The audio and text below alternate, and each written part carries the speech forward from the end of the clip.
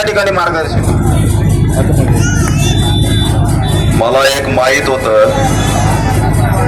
की सगळे गेले तरी बसलेले काही उठणार नाहीत आणि आमच्या शहरामध्ये अनेक मोर्चे होतात.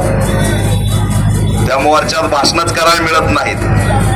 हा चांगला पॉइंट दीपक भाऊ निकाळजे यांच्या आयोजनात जो काही मोर्चा आज आलाय, हे जाहीर झालं की दीपकरावच्या या पुढच्या मोर्चात सगळ्यांना भाषण करता येतील. ही सुद्धा एक चांगला सुरुवात या ठिकाणी झालेली आहे. अवघ्या 5 मिनिटात मी माझं भाषण संपवणार. मित्रांनो, परिस्थिती खूप बिकट झालेली. हा जो काही पहिला एल्गार आहे आजचा, हा महत्वाचा एल्गार आज पहिल्यांदा या ठिकाणी क्रांती चौकातून आला. या आयुक्तांनी काही पाठीमागं पुढं बघितलं नाही. बुलडोजरच्या माध्यमातून हुकुमशाही दादागिरीच्या बळावरती गोरगरिबांचे घर चिरडायला सुरुवात केली. पहिला हल्ला त्यांनी केला मुकुंदवाडीच्या संजय नगर, जय भवानी नगर, विश्रांत वाडीच्या त्या भागामध्ये पहिला हल्ला केला. संजय नगरच्या कमानीच्या बाजूला असलेल्या घराला चिरडवण्याचं काम सुरू केलं. त्या संजय नगरवरून आलेला एक या ठिकाणी दान्या वाघ, त्यांनी स्वतःचे कपडे फाडले, राखेल ओतून घेतलं. तो आक्रोश सगळ्या महाराष्ट्राने बघितला की बाबा आम्ही जगायचं कसं, आम्ही राहायचं कसं. एक बुलडोजर येतं आणि त्याचं घर पाडून जातं. त्याला नोटीस नाही, त्याला सांगितलं नाही तू किराईनी घर घे. त्याचं सामान आतमध्ये आणि बुलडोजर येऊन घर पाडून जातं. आम्हाला वाटलं ही कारवाई त्या असणाऱ्या भाजपच्या 4-2 लोकांच्या इशाऱ्यावर असेल. आम्हाला वाटलं हे थांबून जाईल, पण हे थांबायला तयार नाही. विकासाचा मुद्दा सांगितला, बाबा ते कॅम्ब्रिज पर्यंत आम्ही सगळं काढणार आहेत म्हणून सांगितलं. बुलडोजर आले आणि सगळं कॅम्ब्रिज, चिकलठाणा त्या भागामध्ये, हिनानगर या सगळ्या मुस्लिम बेल्ट भागामध्ये, मराठा, बहुजन, माळी अशा सगळ्यांच्या घरावरती यांनी बुलडोजर चालवलं. कुणालाच सोडलं नाही. पण एका कॉर्नर पासून कारवाई बंद, बाबापर्यंत कारवाई आली नाही. का भांडवलदाराच्या बापात का हे विचारायला आम्ही या ठिकाणी आलो. रस्त्याच्या व्यावसायिकाच्या बापात का व्यावसायिकांचे तुम्ही त्या ठिकाणचे व्यावसायिक उद्ध्वस्त केले नाही.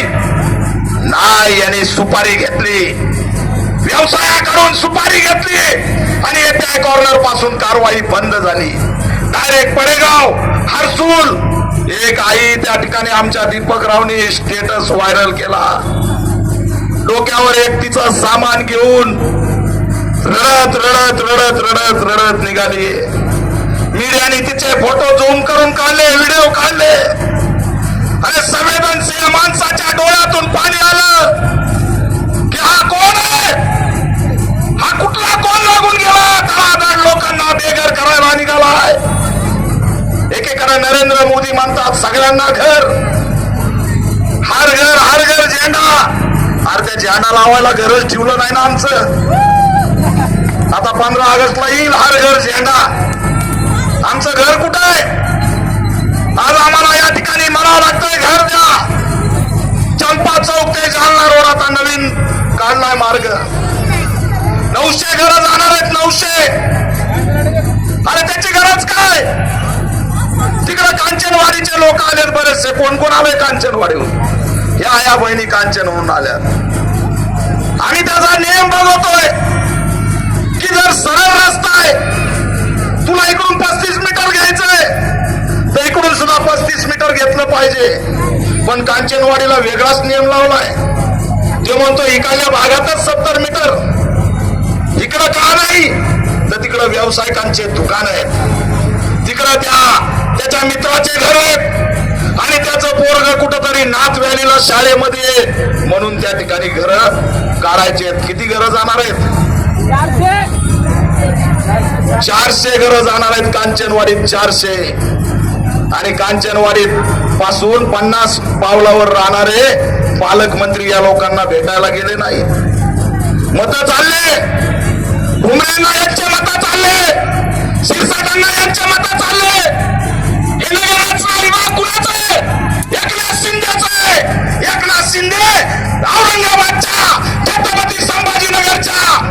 लाडक्या बहिणींना बेघर करायला निघालाय हा आरोप मी या ठिकाणी लावायला आलोय. बेघर केलं यांना, याचा प्रश्न कोणीही मानायला तयार नाही. या अर्सूच्या आया बहिणी बसल्या तिथं समोर. जयंतीच्या दिवशी त्यांना कलेक्टर ऑफिस पुढे बसायला लावता, आमच्या अस्मितेच्या कमानी पाडता. चंपा चौकला तुम्ही बेघर करायला निघालात, मुकुंदवाडीच्या संजय नगरला बेघर केलंय. अरे मी याला म्हणतोय बाबा, निदान डिटेशन कॅम्प तरी दे ना. तू बेघर केला गेला, त्याला तात्पुरत्या निवाराची सोय तरी कर ना. पण ते सुद्धा नाही, चर्चा करत नाही. ते एखाद्या मिस्टर इंडिया बिंडिया कोणते पिक्चर होते जुने आपलं लंगडत येत आहे, टाकूक टुकूक टाकूक टुक. त्याची भीती झाली. मी परवाच बोललो त्या कांचनवाडीमध्ये, लहानपणी लोक काय म्हणायचे, बच्चा सोजा कोण आहे का, बच्चा सोजा कोण आहे का. इथं असं झालंय, बच्चा सोजा लंगडा आहे का. याची भीती झाली. पोलिसांचे 4 कॅमेरे संपले, डायरेक्ट लावले तर मागापासून.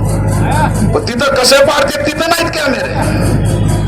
पण आता पोलीस बांधवांनी सुद्धा सांगितलंय त्याला, आम्ही आयुक्तांचं स्वागत करतोय की त्या ठिकाणी या आयुक्तांनी सांगितलं की या लोकांचे कागदपत्र तपास, तरच असणारा आम्ही तुम्हाला संरक्षण देऊ, नाही तर देणार नाही. त्या भूमिकेचं आम्ही स्वागत करतो. पण आता आणलेत कोण, आर्मीचे लोक. आता आर्मीचा ड्रेस कुठं वापरला जातो. रामेश्वर रावनी तर एकट्याने घाम फोडलाय दरेकरने. टाळ्या वाजवा त्यांच्या नावाने. एकटाच भिडलाय गडी, मीटर घेऊन कलेक्टरचं घरच मोजलं, पट्टी घेऊन आयुक्तांचं घर मोजलं. त्याला म्हणले केरळला जायचंय का, तुला तिकीट काढून देतो, तुला काय पाहिजे सांग. ते म्हणला काही नको, मला या सगळ्या पत्रकारांचं स्वागत करायचंय. सगळे युट्यूबर्स, मेन स्ट्रीम मीडियातले पत्रकार आहेत की त्यांनी या जय श्रीकांतचं केरळचं पॅकेज घेतलं नाही, तर तुमच्यासाठी या ठिकाणी आले. पत्रकारांनी आवाज उठवला, पोलिसांनी साथ द्यायला सुरुवात केली. आता जय श्रीकांतचं काही चालणार नाही. हा लढा महत्वाचा लढा आहे आणि म्हणून आमची मागणी आहे की जय श्रीकांत हटाव आणि शहर बचाव हा नारा देऊन या ठिकाणी आलो. उद्याची उद्या या सगळ्या कारवाई थांबवा. अरे बॉम्ब टाकल्यासारखं झालंय. मी गुगल मॅपला जाऊन सर्च केलं वरून सॅटेलाइटनी, तो बॉम्ब टाकल्यावर दिसतोय. यांनी जेसीबीनी खंदून बसलाय ना. अरे म्हणलं हे कोणतं शहर आहे, तिकडं चालू युद्ध, इस्रायल अमुक धमुक. हे आमच्या शहरात असं कसं दिसायला लागलंय. बॉम्ब टाकल्यासारखी अवस्था केली. पण दुर्दैवाने कोणताही मंत्री तुमच्या बाजूने बोलत नाही. आया बहिणीनो, पारधी समाजाचे लोक इथं आलेत. हे साईडला रे तुम्ही दोघं, हे पारधी समाजाच्या माझ्या आया बहिणी इथं आल्या. त्यांचं दुःख मोठं आहे. आज गायरान जमिनीचा GR काढला या जिल्हाधिकाऱ्यांनी. 17 तारखेचा अल्टिमेटम दिलाय आणि आमच्या गायरान जमिनी वाचवा म्हणून पारधी समाजाच्या आया बहिणी इथं आल्या. बघा त्यांचे चेहरे. 1 एकर अर्धा एकर पासावर जमीन त्यांच्या ताब्यात आहे. तुम्ही हिसकायला निघाला.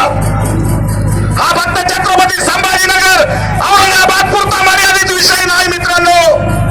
त्या बीडच्या पाटोळ्यामध्ये अपंग असलेला लंगडा असलेला आमचा तो पवार नावाचा पारधी समाजाचा तरुण त्या पोलिसाच्या बुटावर पडला खुर्ची सोडून आणि त्याच्या बुटावर पडून म्हणला, अरे माझं घर वाचवा रे, मी कुठं राहू, मला पायाने इथली अपंग, माझं घर नका पाडू. पण नाही कुणी ऐकलं. त्या पारधी समाजाचं घर सुद्धा या लोकांनी तोडून टाकलं. आम्हाला म्हणले तो खोक्या भोसले गुन्हेगार आहे. अरे तो गुन्हेगार आहे, त्याला काय करायचे ते करा. पण त्याच्या सगळ्या घरांना त्या ठिकाणी पाडून टाकलं पारध्यांच्या. आता हे गायरान जमिनीच्या कब्जा घेऊन राहणारे आमचे पारधी समाज, दलित समाज, बहुजन समाज, जिल्हाधिकारी 17 ऑगस्टचा अल्टिमेटम देतो. आणि हा महायुक्त 15 ऑगस्टचा अल्टिमेटम देतो. अरे 15 ऑगस्टला भारत स्वतंत्र झाला होता ना. आमचं स्वातंत्र्य तुम्ही हिरावून घेणार आहात का? 15 ऑगस्टचा अल्टिमेटम देताना लाज का नाही वाटली याला? एकीकडे तिरंगा फडकवला जाणार आहे आणि दुसरीकडे आमच्या घरावरती बुलडोजर चालवणार आहे, आम्हाला गुलाम करणार आहे. तुमचा वाली कुणी नाही. आज तुमच्या घरा गेले, तुम्ही रडायला लागलात तर अश्रू पुसायला सुद्धा कोणी येत नाही. भयान परिस्थिती झालेली आहे आणि आमचा मुख्यमंत्री सुद्धा बोलत नाही. किती बिकट आहे. मुख्यमंत्री बोलतोय का? मी तुम्हाला विचारतो, जोरात सांगा, बोलतोय का? त्यांना दिसत नाही का हा मोर्चा? तुमचं रडणं दिसत नाही का? पण नाही बोलत. त्यांना दलितांवर, आदिवासींवर, अरे याच्या मोर्चामध्ये हिंदू आलेले आहेत. हिंदू किती हिंदूचे घर जाणार आहेत? हात वर करा. हे बघा, आपल्याला वाटतं निळा झेंडा म्हणजे हा मोर्चा फक्त अरे हिंदूंचे घर चाललेत. हिंदूंना बेघर केलंय आणि आम्ही हिंदू राष्ट्र निर्माण करणार आहे. आमचा पक्ष हिंदुत्वाचा आहे आणि तुम्ही हिंदूचे घर पाडताय, हिंदूंना बेघर करताय, मुस्लिमांना बेघर करताय, दलितांना बेघर करताय. मुख्यमंत्री बोलत नाही. मुख्यमंत्री कशावर बोलतो? कशावर? पाहतो, काय नाव आहे तुझं? हा, हे अमल पवार, पारधी समाजाचा. त्याने बघा कसं एरलं. मुख्यमंत्री कशावर बोलतो म्हणतो माहितीये का? कबूतर खाण्यावर. बघितलं का टीव्हीत तुम्ही? म्हणजे कबूतर खाण्या बोलतो. अरे माधुरी, ते हत्ती गेला, आम्हाला दुःख झालं, त्या आंदोलनात आम्ही उतरलो. माधुरी हत्तीसाठी करोडो लोकांचा मोर्चा निघला हो. पण दीन दलित, इथल्या गरीब शोषितांसाठी मोर्चा निघत नाही. तो मोर्चा काढायला लागला तर त्याला चिरडून टाकलं जातं. पण याद राखा, जी श्रीकांत, ही भूमी त्यानंतरची भूमी आहे. या ठिकाणाहून खंत व्यक्त करतो, दुर्दैव मानतो की आज जर त्यानंतर नेते गंगाधर गाय असते, त्याच्या कांडीत दम नव्हता बुलडोजर पुढे आणण्याचा. पण त्यानंतर मिळालं नाही, त्यानंतर मरत नसतो. तात्काळ जरी कारवाई थांबवली नाही तर पुन्हा एकदा 1972 सारखा त्यानंतर रस्त्यावरती उतरल्याशिवाय राहणार नाही, हा इशारा सुद्धा देतोय. मुख्यमंत्री दखल घ्या, एकनाथ शिंदे दखल घ्या आणि या सगळ्या दोन टपूचे ते एक जी श्रीकांत आहे आणि दुसरा कोण आहे? नाव सांगा मला, म्हणजे मला कळलं.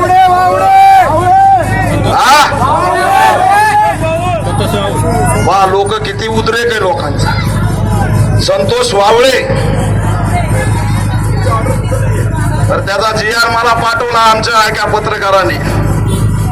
त्याची ऑर्डरच नाही. अतिक्रमण कोणतं पद आहे त्याच्याकडं? मुख्य लेखा अधिकारी. हा, मुख्य लेखा व वित्त अधिकारी. हे पत्र आहे त्याचं 2021च. पत्रकार बांधवांना नोट करा, संतोष वावळे या ठिकाणी मुख्य लेखा व वित्त अधिकारी म्हणून आलेला आहे.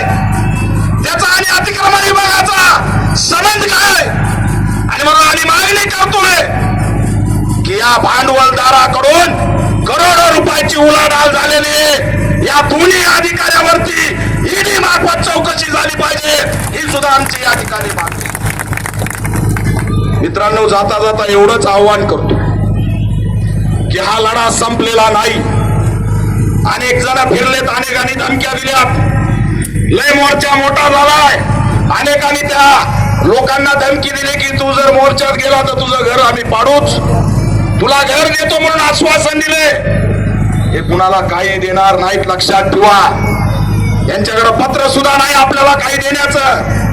आणि म्हणून एक सुट्टीने हा जो बंड पुकारलाय, हा जो लढा उभा केलाय, हा लढा आता थांबवायचा नाही. तात्काळ या कोर्टाने आता सांगते ते आम्हाला आता लगेच सांगेन बरं का मीडियातील पत्रकार बांधवांनी उद्या विचारू द्या. नाही कोर्टाचे आदेश आहे, आम्ही तरी लय नियम कमी केलाय, नाही तर आम्हाला तर सगळं पाळायचा आदेश आहे. आयला सगळंच पाळ बाबा आम्ही जर आता काय बोलावं याला.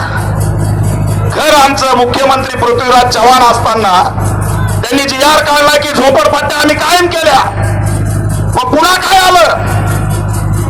पृथ्वीराज चव्हाणचा जी आर त्याचं काय? कधी येणार तुम्ही झोपडपट्ट्या पाडणार? कोर्टाचा आदेश आहे. अरे कोर्ट कशासाठी बनवलं बाबासाहेबांनी? संविधान कशासाठी बनवलं? कायदा कशासाठी बनवलं?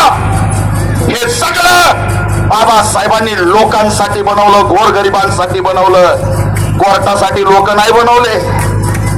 आणि म्हणून कोर्टाने सुद्धा या मोर्चाची दखल घ्यावी, राज्य सरकारने या मोर्चाची दखल घ्यावी आणि संतोष वावळे याची सुद्धा चौकशी करावी, खात्याने चौकशी करावी आणि या जी श्रीकांतला तात्काळ या असणाऱ्या शहरातून हद्दपार करावं, हाच असणारी आमची या ठिकाणी मागणी आहे. आणि आत्ताची आत्ता सगळी बुलडोजर कारवाई थांबली पाहिजे. कोणत्याही ठिकाणी बुलडोजर जाता कामा नये. तुम्हाला रस्ते करायचेत, हिंमत असेल तर बाबा आणि कॅमेरेज पर्यंत पहिलं करून दाखवा आणि नंतर दुसऱ्या एरियात घुसा. ही नौटंकी करू नका, एवढंच असणारं आव्हान करतो. आणि गृहमंत्री मुख्यमंत्र्यांना या सरकारला आव्हान करतो की हे औरंगाबादचं प्रकरण गांभीर्याने घ्या, अन्यथा तीव्र प्रसाद उमटल्याशिवाय राहणार नाही, हा सुद्धा इशारा देतो. आमच्या हक्काचं आमच्या हक्काचं आमच्या हक्काचं आमच्या हक्काचं जय भीम. आवाज येणार आहे बाबा, ते कसा जागा होईल? जय भीम, जय भीम, जय भीम, जय भीम. संविधान जिंदाबाद. जी श्रीकांत चले जाओ. ज्या ज्या वस्तीत येतील त्या ठिकाणी घोषणा गाजली पाहिजे. मित्रांनो, आपण संविधानाचं राज्य आहे आणि या ठिकाणी आपण विरोध करायचा, आपल्याला तेवढाच अधिकार आहे. डॉक्टर बाबासाहेब आंबेडकरांचा, तथागत भगवान गौतम बुद्धांचा, छत्रपती शिवाजी महाराजांचा, महात्मा ज्योतिबा फुलेंचा, लोकशाही अण्णाभाऊ साठेंचा,